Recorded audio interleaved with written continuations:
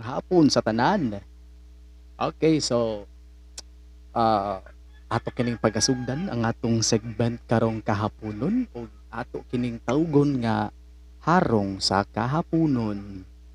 Okay, so kini nga segment pinakaprimero na ko ning mga buhaton ug I hope nga inyo ning tagaan ang dakong bili sa inyong kinabuhi pareha sa inyong pag-amping sa inyong mga ginikanan sa atong mga pamilya. O kini nga segment atong tawgon kinig harong sa kahaponon nga diin na ay usa ka sender mohatag diri og message sa akong Facebook og atong tagaan og tambag. Ay usa ato kining tagaan og pasundayag og ato kining tagaan og tambag. Atong sugdan ang tanan sa pagbasa niini nga sa iyang message og mao kini.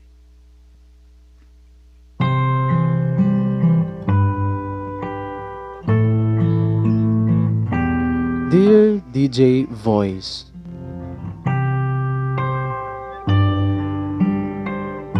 DJ, tawga lang ko sa pangan nga Anonymous. Akong kinabuhi daw sama sa kalayo nga gidubduban og daghan nga sugnod. Nagsugod lang ni kadtong lalaki nga puwerte gid na akong ibog sa iyaha. Di man unta siya gwapo. Ingon pa nila, tall, dark, and handsome. But still, he touches the inner part of my heart. Siya usa ka tawo sa classroom namo niadto. Wala siya kabalo nga ibog ko niya. Every time mo kita ko niya, makabantay man siya nga maglingiay man hinoon ming duha.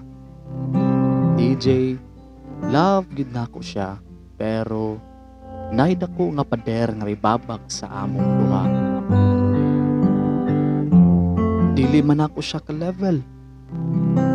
Dili pod na ako makaya nga muingon nga ibog ko niya, kay babae raman ang taon ko nga nahigugma. Igurajud ko sa pagtanaw niya ug magka-smile man ming duha. Dinhi na lang kutob ang akong pasundayag o ginaot ko DJ nga imong tagaan og dakong pagtambag ning ini nga tanan. Truly para sa iyaha. Anonymous.